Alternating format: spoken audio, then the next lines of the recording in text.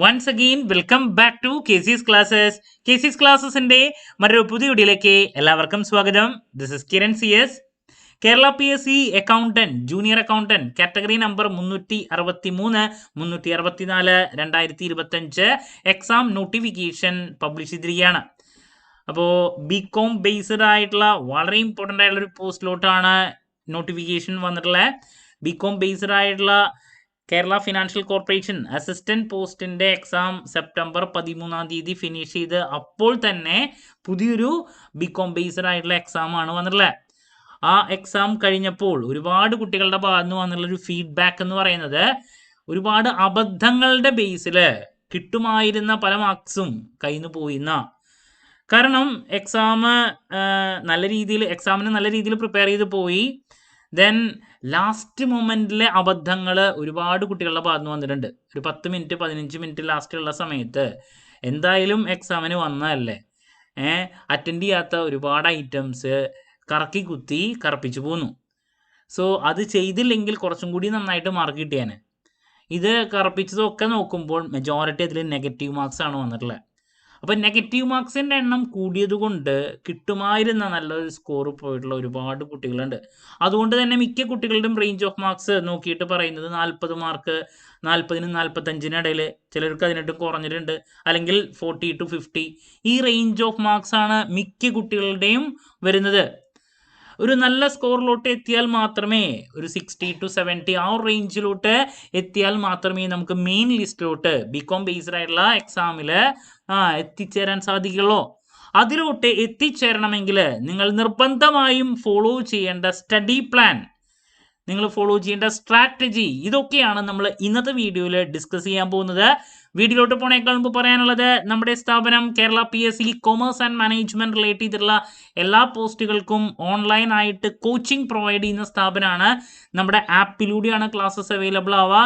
Live sessions, recorded sessions, PDF notes, MCQ practices ഇതൊക്കെ ഉണ്ടായിരിക്കും. So നമ്മുടെ ക്ലാസ്സിൽ ജോയിൻ ചെയ്ത് പഠിച്ച് Kerala PSC commerce and management relate ചെയ്തിട്ടുള്ള പോസ്റ്റുകൾ ക്രാക്ക് ചെയ്യാൻ താല്പര്യമുള്ള സ്റ്റുഡൻസിന് ഡിസ്ക്രിപ്ഷൻ ബോക്സിലുള്ള എൻ്റെ വാട്സപ്പ് നമ്പറിൽ കോൺടാക്ട് ചെയ്യാം, ക്ലാസ്സസ് ആക്സസ് ചെയ്യാം.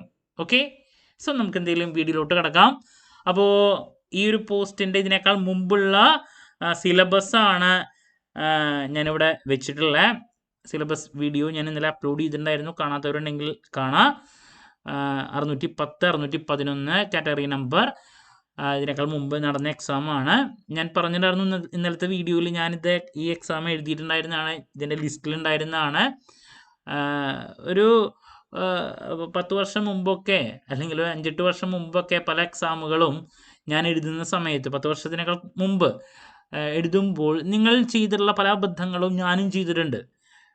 മിക്ക ചോദ്യങ്ങളും അറ്റൻഡ് ചെയ്ത് പോരും. 100 ചോദ്യങ്ങൾ അറ്റൻഡ് ചെയ്യും, അറിയുന്നതും അറിയാത്തതും. അതുകൊണ്ട് നെഗറ്റീവ് മാർക്സ് അവിടെ അടിച്ചിട്ട് നമ്മുടെ സ്കോർ കുറയാറുണ്ട്. ബട്ട് അതിനുശേഷം പിന്നീട് എന്ന് വെച്ചാൽ എസ്പെഷ്യലി ലാസ്റ്റ് ഒരു 4-5 വർഷത്തിനുള്ളിൽ ഞാൻ എഴുതിയിട്ടുള്ള മിക്ക എക്സാമിനും ഞാൻ ഫോളോ ചെയ്തിട്ടുള്ള ഒരു സ്ട്രാറ്റജി എന്ന് പറയുന്നത്, അറിയുന്നത് മാത്രം അറ്റൻഡ് ചെയ്യുക, ഈക്വൽ ഇമ്പോർട്ടൻസ് എല്ലാ മൊഡ്യൂൾസിനും കൊടുക്കുക. ഇങ്ങനെ കുറച്ച് കാര്യങ്ങളുണ്ട്. അങ്ങനെ ചെയ്തു പോയപ്പോഴാണ് എനിക്ക് ഈ പറയുന്ന എക്സാമുകളുടെയൊക്കെ ലിസ്റ്റിൽ, മെയിൻ ലിസ്റ്റിൽ വരാൻ സാധിച്ചത്. പിന്നെ ഞാൻ ഇതിനൊക്കെ കോച്ചിങ് പ്രൊവൈഡ് ചെയ്തിട്ടുണ്ടായിരുന്നു. അതുകൊണ്ടാണ്, എൻ്റെ കാര്യങ്ങളിലോട്ട് കിടക്കുകയാണെങ്കിൽ കോച്ചിങ് പ്രൊവൈഡ് ചെയ്തുകൊണ്ടാണ്. ഞാൻ അതല്ലാണ്ട് സെപ്പറേറ്റ് ഒരു എഫേർട്ട് എടുത്തിട്ടുണ്ടായിരുന്നില്ല. ബട്ട് നമ്മുടെ കോച്ചിങ്ങിന് വന്നുള്ള കുട്ടികൾക്കും നമ്മൾ ഈ ഒരു സ്ട്രാറ്റജി കൺവേ ചെയ്യാറുണ്ട്.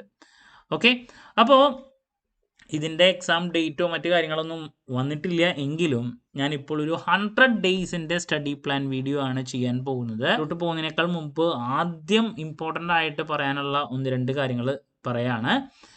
ഞാൻ നേരത്തെ പറഞ്ഞു, ഇതിനേക്കാൾ മുമ്പുള്ള എക്സാം കഴിഞ്ഞതിന് ശേഷം കുട്ടികൾക്ക് ഉണ്ടായിട്ടുള്ള അനുഭവം. അപ്പോൾ ആ അനുഭവം ഇനി വീണ്ടും വരാതിരിക്കാൻ വേണ്ടിയിട്ടാണ് നിങ്ങൾ പഠിക്കുമ്പോൾ ശ്രദ്ധിക്കേണ്ട 1-2 കാര്യങ്ങളിലോട്ട് കിടക്കുന്നത്. ഒരു സ്ഥാപനം കൊമേഴ്സ് ആൻഡ് മാനേജ്മെന്റ് റിലേറ്റ് ചെയ്തുള്ള പോസ്റ്റുകൾക്ക് മാത്രം കോച്ചിങ് കൊടുക്കുന്ന ഒരു സ്ഥാപനമാണ്. അതല്ലാണ്ട് നമ്മളിപ്പോൾ LDCയോ അല്ലെങ്കിൽ GK, കറണ്ട് അഫയേഴ്സ് ഇങ്ങനെയുള്ള ഏരിയാസ് ഡിസ്കസ് ചെയ്യുന്ന പരിപാടിയിലോട്ട് കിടക്കാറില്ല. സബ്ജക്റ്റ് മാത്രം, നമ്മൾ BCOMന് MCOMന് +1 മുതൽ പഠിച്ചിട്ടുള്ള കാര്യങ്ങൾ മാത്രമാണ് ഇതിലുള്ള. അതുകൊണ്ട് തന്നെ നമ്മുടെ ഒരു ബെനഫിറ്റ് എന്ന് പറഞ്ഞാൽ സബ്ജക്റ്റ് ഒരു കറക്റ്റ് ഫ്രെയിം വർക്ക് ഉണ്ട്, അല്ലേ? ഇത് വിട്ടിട്ട് ഒരു ചോദ്യവും വരില്ല. 10 മൊഡ്യൂൾ 10 സബ്ജക്റ്റ് പറഞ്ഞിട്ടുണ്ടെങ്കിൽ അതിൽ നിന്നുള്ള ചോദ്യങ്ങൾ മാത്രമേ വരുള്ളൂ. അപ്പോൾ അത് നമുക്ക് ക്രാക്ക് ചെയ്യണമെങ്കിൽ കൺസെപ്ച്വൽ ക്ലാരിറ്റി ആണോ വേണ്ടത്. നമ്മുടെ ഇപ്പോഴത്തെ ക്വസ്റ്റ്യൻസിൻ്റെ രീതി എന്ന് പറയുന്നത് സ്റ്റേറ്റ്മെൻറ്റ് ബേസിലുള്ള ചോദ്യങ്ങളാണ്. അതിന് കൺസെപ്റ്റാണ് വേണ്ടത്. അപ്പോൾ പഠിക്കുന്ന സമയത്ത് നിങ്ങൾ കൺസെപ്റ്റ് മനസ്സിലാക്കി ചെയ്യാൻ ശ്രമിക്കുക. ഡിറക്റ്റായിട്ടുള്ള MCQ പ്രാക്ടീസിനേക്കാൾ കൂടുതൽ അതാണ് വേണ്ടത്. ബട്ട് MCQ പ്രാക്ടീസ് ചെയ്യുമ്പോൾ ആദ്യം നേരെ പോയിട്ട് സ്റ്റേറ്റ്മെൻറ്റ് രൂപത്തിലുള്ള ചോദ്യങ്ങൾ പ്രാക്ടീസ് ചെയ്യരുത്. ഡിറക്റ്റ് ചോദ്യങ്ങൾ ചെയ്യുക, കുറച്ച് കോൺഫിഡൻസിലോട്ട് വരിക, അതിനുശേഷം മാത്രം സ്റ്റേറ്റ്മെൻറ്റ് രൂപത്തിലോട്ട് കിടക്കുക. ദെൻ നിങ്ങളുടെ 100 ചോദ്യങ്ങളിൽ ചില ചോദ്യങ്ങൾ ഡിറക്റ്റ് ചോദ്യങ്ങൾ ഉണ്ടായിരിക്കും. അപ്പോൾ പിന്നെ നിങ്ങൾ പ്രാക്ടീസ് ചെയ്ത അതേ ചോദ്യങ്ങളൊന്നും എക്സാമിന് വരില്ല. അതാണ് പറഞ്ഞ കൺസെപ്റ്റ് അറിഞ്ഞാൽ മാത്രമേ ഇത് ചോദ്യം വന്നാലും ആൻസർ ചെയ്യാൻ സാധിക്കുള്ളൂ. ഓക്കെ, ഇത് ഏറ്റവും ആദ്യം ശ്രദ്ധിക്കേണ്ട പോയിന്റ്. രണ്ടാമത് ഞാൻ നേരത്തെ പറഞ്ഞു, ഈക്വൽ ഇമ്പോർട്ടൻസ് 10 മൊഡ്യൂളിനും കൊടുക്കാണ്ട് പലരും പോകുന്ന കാര്യം. ഇപ്പോൾ മെയിൻ ലിസ്റ്റിൽ നിങ്ങൾക്ക് കയറണമെങ്കിൽ 60 to 70 മാർക്സിലോട്ട് നിങ്ങൾക്ക് എത്തിച്ചേരാൻ സാധിക്കണം. മനസ്സിലായോ?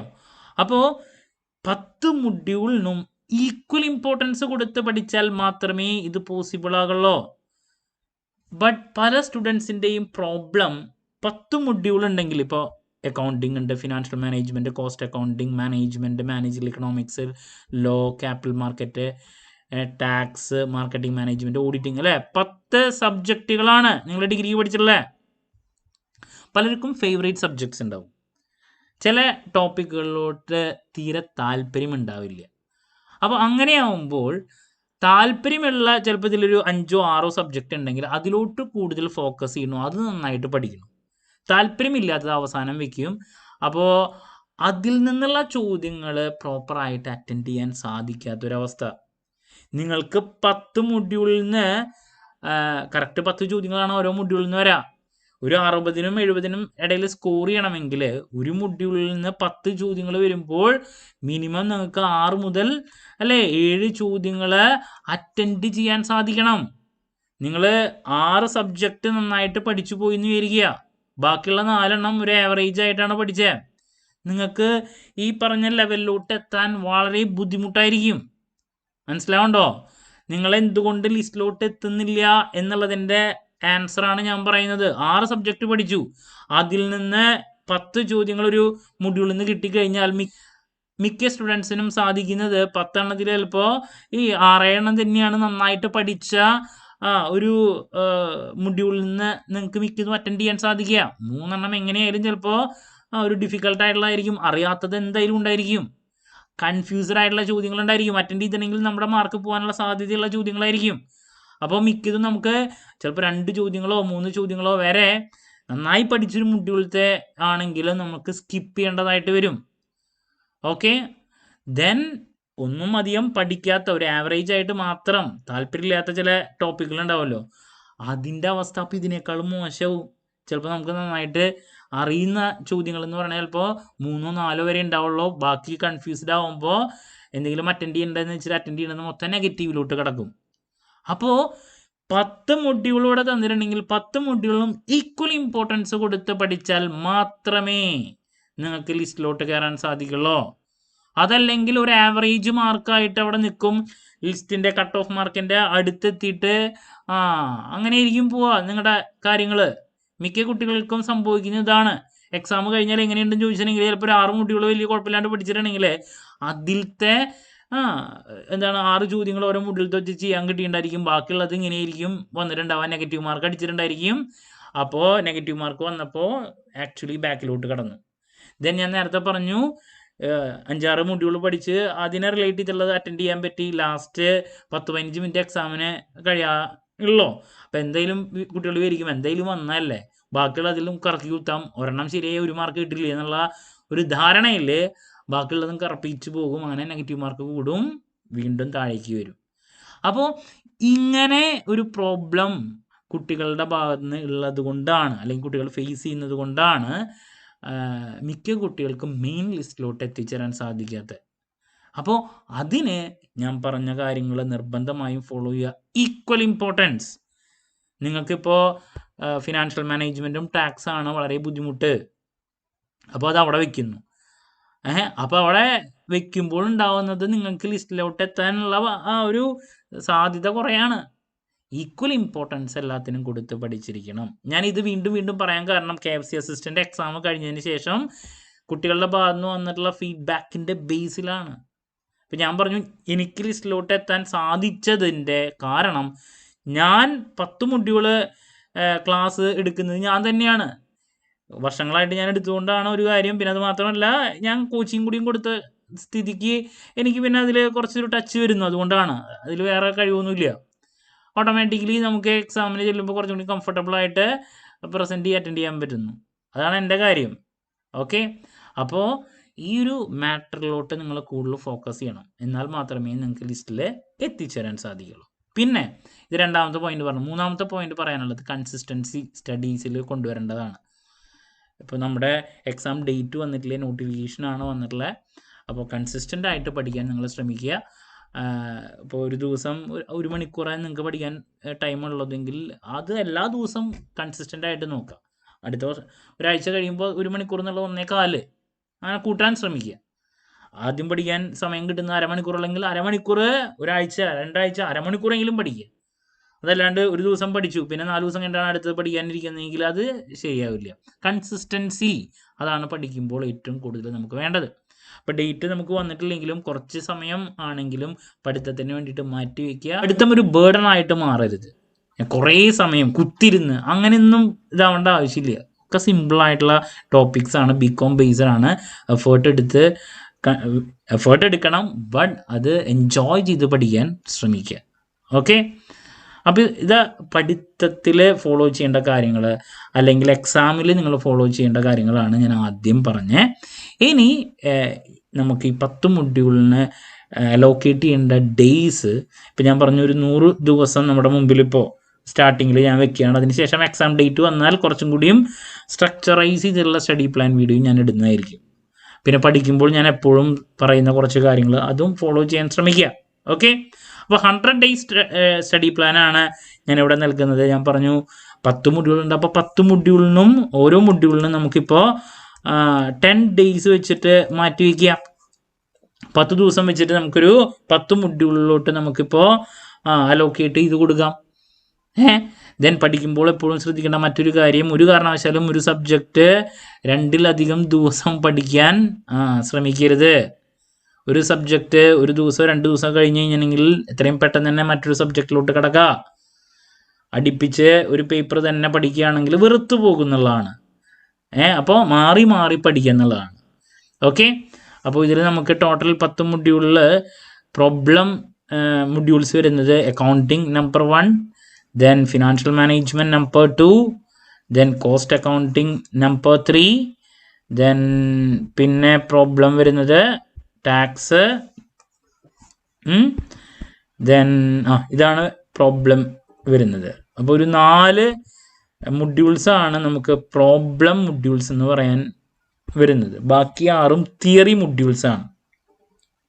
ബട്ട് തിയറിയുടെ ഏരിയാസിലോട്ട് കിടക്കുന്ന സമയത്ത് മാനേജ്മെൻറ്റ് ആവട്ടെ എക്കണോമിക്സ് ആവട്ടെ വളരെ കുറച്ചേ കാണാനുള്ളൂ നോക്കുമ്പോൾ. ബട്ട് ഇതിൽ നിന്ന് 10 ചോദ്യങ്ങളുണ്ട്, ഈക്വൽ ഇമ്പോർട്ടൻസാ. പിന്നെ ഈ സിലബസിലല്ലാത്ത ഒരു കാര്യവും എക്സാമിന് വരില്ല. അതാണ് നിങ്ങൾ ശ്രദ്ധിക്കേണ്ടത്. ഇപ്പോൾ മാനേജ്മെൻറ്റ് എക്കണോമിക്സ് സബ്ജക്റ്റ് എന്ന് പറയുമ്പോൾ നമ്മുടെ ഡിഗ്രിക്ക് ഒരുപാട് കാര്യങ്ങൾ പഠിച്ചിട്ടുണ്ടായിരിക്കും. ബട്ട് സിലബസിലില്ലാത്ത ഒന്നും പഠിക്കേണ്ട ആവശ്യമില്ല. അങ്ങനെ ഏതെങ്കിലും ചോദ്യം വന്നിട്ടുണ്ടെങ്കിൽ അത് ക്യാൻസൽ ചെയ്ത് പോവും. അപ്പോൾ പഠിക്കുമ്പോൾ ശ്രദ്ധിക്കേണ്ട വളരെ ഇമ്പോർട്ടൻ്റ് ആയിട്ടുള്ളൊരു കാര്യമാണ്, സിലബസ് വിട്ടൊന്നും നോക്കരുത്. പഠിച്ചോ നിങ്ങൾ, ഇവിടെ എക്സാമിനേഷൻ പോയിന്റ് ഓഫ് വ്യൂലോട്ട് കിടക്കുമ്പോൾ സിലബസ് ബേസ്ഡ് മാത്രം നോക്കാം. ഇനി ഞാൻ പ്രോബ്ലംസ്, ഡിഫിക്കൽട്ടായിട്ടുള്ള കാര്യങ്ങൾ ഇതൊക്കെ പഠിക്കുമ്പോൾ ഞാൻ ഫോളോ ചെയ്തിട്ടുള്ള കാര്യം, അതുപോലെ തന്നെ എൻ്റെ സ്റ്റുഡൻസ് ഞാൻ കൺവേ ചെയ്യുന്നൊരു കാര്യം ഞാൻ വീണ്ടും പറയുന്നു. ഇതിനേക്കാൾ മുമ്പുള്ള സ്റ്റഡി പ്ലാൻ വീഡിയോയിൽ ഞാൻ മെൻഷൻ ചെയ്തിട്ടുള്ളൊരു കാര്യമാണ്, അത് വീണ്ടും പറയാണ്.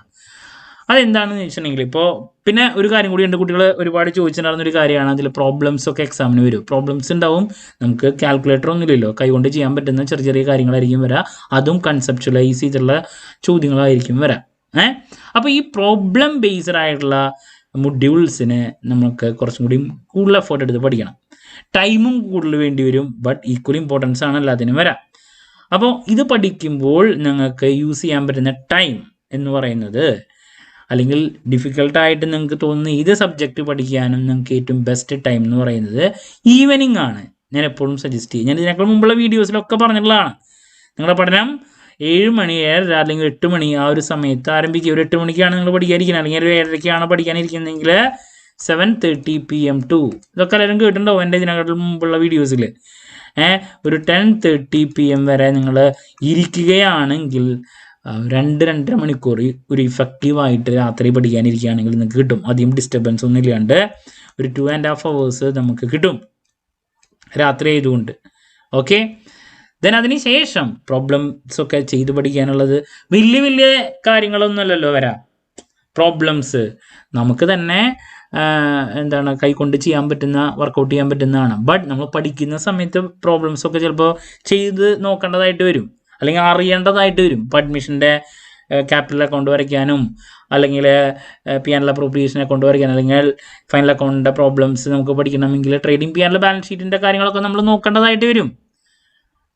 കൺസെപ്റ്റ് അറിയേണ്ടതായിട്ട് വരും, ഓരോന്നിൻ്റെ പോസ്റ്റിങ് കാര്യങ്ങളൊക്കെ. അപ്പോൾ അതൊക്കെ അറിയണം. അപ്പോൾ അതുകൊണ്ട് ചിലപ്പോൾ അതൊക്കെ ചെയ്ത് നോക്കണം. എക്സാമിന് വലിയ പ്രോബ്ലംസ് ചെയ്യാൻ അങ്ങനെ ഇല്ലെങ്കിലും. ദെൻ അതിന് ശേഷം നിങ്ങൾ ഇതിൻ്റെ റിവിഷൻ, നമുക്ക് ഏതൊരു സബ്ജക്റ്റും നല്ല രീതിയിൽ തലയിലേക്ക് കയറണമെങ്കിൽ റിവിഷനാണ് വേണ്ടേ. അപ്പോൾ സമയമില്ലാത്ത ആൾക്കാർക്ക് വേണ്ടിയിട്ടാണ് ഞാൻ ഈ ഒരു സ്ട്രാറ്റജി എപ്പോഴും കൊടുക്കാറ്. നിങ്ങൾ തലേ ദിവസം പഠിച്ച ഈ ഒരു ടോപ്പിക്ക് പിറ്റേ ദിവസം എണീറ്റിട്ട് ഒരു 20 മിനിറ്റ്, മിനിമം ഒരു 20 minutes കൊണ്ട് റിവൈസ് ചെയ്യാനുള്ള ഞാൻ പറയുന്നു. റിവൈസ് ചെയ്യാന്ന് വേണമെങ്കിൽ പറയാം, ഒന്ന് കണ്ണോടിച്ച് പോകാം. തലേ ദിവസം ഇപ്പോൾ നിങ്ങൾ പഠിച്ചു കഴിഞ്ഞതിന് ശേഷം കിടന്നു, കാലത്ത് എണീറ്റു, ഒരു 8 മണിക്കൂറിൻ്റെ ഗ്യാപ്പ് ഉറക്കം കഴിഞ്ഞ് എണീക്കുക. അപ്പോൾ ഒരു ഗ്യാപ്പ് വന്നതിന് ശേഷം നമ്മൾ ജസ്റ്റ് ഒന്ന് കാലത്ത് എണീറ്റത് റിവൈസ് ചെയ്യുകയാണെങ്കിൽ ജസ്റ്റ് ഒന്ന് നോക്കി പോകുക. പിന്നെ എനിക്കുണ്ടായിട്ടുള്ള അനുഭവം എന്ന് പറയുന്നത്, പിന്നെ നമ്മൾ എന്ത് ആക്ടിവിറ്റി ചെയ്താലും നമുക്ക് നമ്മുടെ മനസ്സിലൂടെ ആ ബുക്കിൻ്റെ പിക്ചറും ഫോമുലയും അങ്ങനെയുള്ള കാര്യങ്ങളൊക്കെ എന്ത് ചെയ്യും, കടന്നു പോകുന്നുള്ളതാണ്. നമ്മൾ ഡെലിബറേറ്റ്ലി അത് ആലോചിക്കേണ്ട ആവശ്യമില്ല, ഓട്ടോമാറ്റിക്കലി ഇത് കടന്നു പോകും. അപ്പോൾ റിവിഷൻ എന്ന് പറഞ്ഞാൽ ഒരു പ്രാവശ്യം പഠിച്ചു കഴിഞ്ഞിട്ട് പിന്നെ ഒരു ഗ്യാപ്പ് എടുത്ത് വീണ്ടും നോക്കുക, അതല്ലേ സംഭവം, വീണ്ടും വീണ്ടും നോക്കുക എന്നുള്ളതാണ്. അപ്പോൾ ഇവിടെ എഫേർട്ട്ലെസ്ലി നമുക്ക് ഈ ഒരു റിവിഷൻ പോസിബിൾ ആണെന്നുള്ളതാണ്. അപ്പോൾ ഈ ഒരു അപ്രോച്ച് ഡിഫിക്കൽട്ടായിട്ടുള്ള സബ്ജക്ട്സ് പഠിക്കുമ്പോൾ നിങ്ങൾക്ക് അപ്ലൈ ചെയ്യാവുന്നതാണ്. ഓക്കെ, അല്ലാണ്ട് മോർണിംഗ് നേരത്തെ എനിക്ക് പഠിക്കാൻ താല്പര്യമുള്ളവർക്ക് ചെയ്യാം, അല്ലാത്തവർ ഇപ്പോഴത്തെ ജനറേഷൻ കൂടുതൽ രാത്രി ഇരിക്കുന്നതുകൊണ്ടാണ് ഞാൻ ഈ ഒരു അപ്രോച്ച് ഫോളോ ചെയ്യാൻ പറഞ്ഞത്. ഓക്കെ, അപ്പോൾ ഇത് പഠിക്കുമ്പോൾ ശ്രദ്ധിക്കാം. പിന്നെ പകൽ നിങ്ങൾക്ക് എത്ര ടൈം ഇരുന്നാലും നിങ്ങൾക്ക് പ്രൊഡക്റ്റീവായിട്ട് കിട്ടുന്ന സമയം വളരെ കുറവായിരിക്കും. അപ്പോൾ 3 മണിക്കൂർ ഇരുന്നാൽ 10 to 1 ഇരുന്ന് കഴിഞ്ഞിട്ടുണ്ടെങ്കിൽ നിങ്ങൾക്ക് ചിലപ്പോൾ ഇഫക്റ്റീവ്ലി കിട്ടുന്നത് ചിലപ്പോൾ അതിൽ 1 മണിക്കൂർ 1.5 മണിക്കൂറായിരിക്കും. അതാണ് രാത്രി പഠിക്കുമ്പോഴും പകൽ പഠിക്കുമ്പോഴുള്ളൊരു ബുദ്ധിമുട്ടില്ല. പകൽ ഒരുപാട് ഡിസ്റ്റർബൻസ് വരും. അപ്പോൾ ഒരു ദിവസം നിങ്ങൾക്ക് രാത്രിയും പകലും കൂടിയിട്ട് ഒരു 2 to 3 മണിക്കൂറെങ്കിലും കിട്ടിയാൽ ഏറ്റവും ബെസ്റ്റ്. ജോലിക്ക് പോകുന്നവരുടെ കാര്യത്തിലോട്ട് എനിക്ക് പറയാനുള്ളത്, നിങ്ങൾക്ക് എപ്പോൾ സമയം കിട്ടുന്നു അപ്പോൾ പഠിക്കുക. നിങ്ങൾ ജോലിക്ക് പോകുന്നതുകൊണ്ട് തന്നെ ചിലപ്പോൾ ഇൻ്റർവെലിനായിരിക്കും കിട്ടുക ടൈം, രാത്രി വന്നിട്ടായിരിക്കും കിട്ടുക. അപ്പോൾ ജോലിക്ക് പോകുമ്പോൾ നമുക്ക് വേറൊരു നിവൃത്തിയില്ല, നമുക്ക് എപ്പോൾ ടൈം കിട്ടുന്നു അപ്പോൾ പഠിക്കുക. വീട്ടിലിരിക്കുന്നവർക്ക് ഇങ്ങനെയുള്ള കാര്യങ്ങൾ ചെയ്യാൻ സാധിക്കും. ദെൻ ഇപ്പോൾ ഓൺലൈൻ കോച്ചിങ്ങിന് ജോയിൻ ചെയ്തിട്ടുള്ള കുട്ടികൾക്ക് അതിൻ്റെ റെക്കോർഡഡ് സെഷൻസ് ഉണ്ടായിരിക്കും. നിങ്ങൾ ട്രാവൽ ചെയ്യുമ്പോൾ നിങ്ങൾക്ക് കേൾക്കാം, വീഡിയോസ് കാണാം, അത് പഠിത്തത്തിൻ്റെ ഭാഗമാണ്. അത് വീണ്ടും വീണ്ടും കേട്ട് കഴിഞ്ഞിട്ടുണ്ടെങ്കിൽ കൺസെപ്ച്വൽ ക്ലാരിറ്റി അവിടെ ലഭിക്കുന്നുള്ളതാണ്. അപ്പോൾ ഇങ്ങനെയൊക്കെ സബ്ജക്റ്റ് നോളജ് ഇമ്പ്രൂവ് ചെയ്യാൻ നിങ്ങൾ ശ്രമിക്കുക എന്നുള്ളതാണ്. ഓക്കെ, പിന്നെ ടോപ്പിക്ക് നല്ല രീതിയിൽ പഠിച്ചതിന് ശേഷം മാത്രം MCQ പ്രാക്ടീസിലോട്ട് പോകുക. MCQ പ്രാക്ടീസ് ചെയ്യുമ്പോൾ ആദ്യം സിമ്പിൾ MCQs മാത്രം പഠിക്കുക, അല്ലെങ്കിൽ കോൺഫിഡൻസ് ലെവൽ കുറയും. അതിനുശേഷം മാത്രം കൺസെപ്ച്വലൈസ് ചെയ്തിട്ടുള്ള വലിയ വലിയ ചോദ്യങ്ങളിലോട്ട് കിടക്കുക. ഓക്കെ, അപ്പോൾ ഇതാണ് പറയാനുള്ള മറ്റൊരു ഇമ്പോർട്ടൻറ്റ് പോയിന്റ്. അപ്പോൾ ഇങ്ങനെ പ്രോബ്ലംസ് പഠിക്കുമ്പോൾ ഈ ഒരു അപ്രോച്ച് ഫോളോ ചെയ്യുക. തിയറി ഏരിയാസ് ഒക്കെ ഉണ്ട്, അതിനും ഈക്വൽ ഇമ്പോർട്ടൻസ് കൊടുക്കണം എന്ന് പറഞ്ഞു. 10 ചോദ്യങ്ങൾ ഓരോന്നൊന്ന് വരുന്നതാണ്. അപ്പോൾ അതിനും നമുക്കിപ്പോൾ 10 days അലോക്കേറ്റ് ചെയ്ത് വെക്കാം. എക്സാം നോട്ടിഫിക്കേഷൻ വന്നു കഴിഞ്ഞിട്ടുണ്ടെങ്കിൽ പിന്നെ അതിൻ്റെ ബേസിൽ നമുക്ക് മറ്റൊരു പ്ലാനിലോട്ട് കിടക്കാം. അപ്പോൾ ബാക്കി 6 മൊഡ്യൂളിന് നമുക്കിപ്പോൾ 10 ദിവസം തന്നെ കൊടുത്ത് പഠിക്കുക. അപ്പോൾ തിയറി ഒക്കെ ആകുമ്പോൾ പകൽ പഠിക്കുന്നതാണ് ഞാൻ എപ്പോഴും പറയാം, സിമ്പിളായിട്ടുള്ള ഏരിയാസും കാര്യങ്ങളല്ലേ. ഓക്കെ, പിന്നെ ഒന്നും വാരി വലിച്ചു പഠിക്കരുത്, എല്ലാത്തിനെയും നമ്മളൊരു ഫ്രെയിം വർക്കിലോട്ട് കൊണ്ടുവരണം. പിന്നെ എല്ലാതും സിമ്പിളായിട്ട് മനസ്സിലാക്കാൻ ശ്രമിക്കുക. വളരെ കോംപ്ലക്സ് ആയിട്ടുള്ള ഒരു പഠിത്തം നമുക്ക് വേണ്ട, എസ്പെഷ്യലി ബികോം ബേസ്ഡ് ആയിട്ടുള്ള ഒരു പോസ്റ്റാണിത്. ഒക്കേത്തിനെയും നമ്മൾ സിംപ്ലിഫൈ ചെയ്ത് കാര്യങ്ങൾ മനസ്സിലാക്കാൻ ശ്രമിക്കുക. ഇതാണ് പിന്നെ ശ്രദ്ധിക്കേണ്ട കാര്യങ്ങൾ. അതല്ലാണ്ട് പഠിച്ച് കഴിയുമ്പോൾ ചില ആൾക്കാർ പറയാറുണ്ട്, പിന്നെ നെറ്റ് എക്സാമിനൊക്കെ പഠിക്കുമ്പോൾ നമ്മുടെ കിളി പോയിന്ന്. അങ്ങനെ കിളി പോകേണ്ട കാര്യങ്ങളൊന്നും ഇവിടെ ഇല്ല. ഓക്കെ, സോ ഇതൊക്കെയാണ്. അപ്പോൾ അങ്ങനെ 10 days ഈ രീതിയിൽ പഠിക്കുക. പഠിക്കുമ്പോൾ ശ്രദ്ധിക്കേണ്ട കാര്യങ്ങൾ പറഞ്ഞു, ഈക്വൽ ഇമ്പോർട്ടൻസ് കൊടുക്കുക. ഇപ്പോൾ ജസ്റ്റ് ബിഗിനിങ് ആയതുകൊണ്ട് തന്നെ നിങ്ങൾക്ക് ബുദ്ധിമുട്ടായിട്ടുള്ള ഏരിയാസ് ഞാൻ പറഞ്ഞു. അങ്ങനെ ഇപ്പോൾ ഇതിൽ 6 മൊഡ്യൂൾ നന്നായിട്ട് അറിയാം, 4 മൊഡ്യൂൾ അറിയാത്തത് കൊണ്ടാണ് ഇതിനേക്കാൾ മുമ്പുള്ള എക്സാമിൽ പോയിട്ടുള്ളത് എങ്കിൽ പഠനം ആരംഭിക്കുമ്പോൾ ആദ്യം പോയിട്ട് ഒന്നും അറിയാത്ത മൊഡ്യൂൾസ് അല്ലെങ്കിൽ ഇഷ്ടമില്ലാത്തത് വെച്ചിട്ട് സ്റ്റാർട്ട് ചെയ്യരുത്. പഠനം ആരംഭിക്കുമ്പോൾ നിങ്ങൾ സിമ്പിളായിട്ടുള്ളതും കംഫർട്ടബിൾ ആയിട്ടുള്ളതും വെച്ച് സ്റ്റാർട്ട് ചെയ്യാം. അതിനുശേഷം നമ്മൾ ഈ ട്രാക്കിലോട്ട് വന്നതിന് ശേഷം ഡിഫിക്കൽട്ടായിട്ടുള്ള കാര്യങ്ങളിലോട്ട് കിടക്കാം. ഞാൻ പറയുന്നത് മനസ്സിലായെന്ന് പ്രതീക്ഷിക്കുന്നു. ഇനി നിങ്ങളുടെ അഭിപ്രായങ്ങളും നിർദ്ദേശങ്ങളും എന്തൊക്കെയാണെങ്കിൽ കമൻറ്റ് ചെയ്യുക. അതിനുള്ള മറുപടി ഞാൻ വീഡിയോസിലൂടെ നൽകുന്നതായിരിക്കും. സോ ഞാൻ ഇന്നത്തെ വീഡിയോയിൽ എന്താണ് 100 days ഓരോ സബ്ജക്റ്റിന് 10 ദിവസം വെച്ച് ലൊക്കേറ്റ് ചെയ്ത് പഠിക്കാനും അതുപോലെ തന്നെ പഠിക്കുമ്പോൾ ശ്രദ്ധിക്കേണ്ട കാര്യങ്ങളുമാണ് ഞാനിവിടെ പറഞ്ഞത്. പിന്നെ ഇതിനേക്കാൾ മുമ്പുള്ള പല എക്സാംസും പലരും എഴുതിയിട്ട് ലിസ്റ്റിൽ വരാത്തതിൻ്റെ റീസൺ, അങ്ങനെ വീണ്ടും വരാതിരിക്കാൻ വേണ്ടിയിട്ട് നിങ്ങൾ ചെയ്യേണ്ട കാര്യങ്ങളൊക്കെയാണ് ഞാനിവിടെ ഡിസ്കസ് ചെയ്തിട്ടുള്ളത്. സോ എന്ത് ഡൗട്ടുണ്ടെങ്കിലും കമൻറ്റ് ചെയ്യുക. അതിനുള്ള മറുപടി ഞാൻ വീഡിയോസിലൂടെ നൽകുന്നതായിരിക്കും. ഇതിന് നമ്മുടെ കോച്ചിങ്ങിന് ജോയിൻ ചെയ്യാൻ താല്പര്യമുള്ള സ്റ്റുഡൻസ് ഡിസ്ക്രിപ്ഷൻ ബോക്സിലുള്ള എൻ്റെ വാട്സപ്പ് നമ്പറിൽ കോൺടാക്റ്റ് ചെയ്യുക, ക്ലാസ്സസ് ആക്സസ് ചെയ്യുക. മറ്റൊരു വീഡിയോയുമായി വീണ്ടും കാണാമെന്നുള്ള പ്രതീക്ഷയോടെ നിർത്തുന്നു. This is Kiran CS signing off. Have a nice day. Thank U.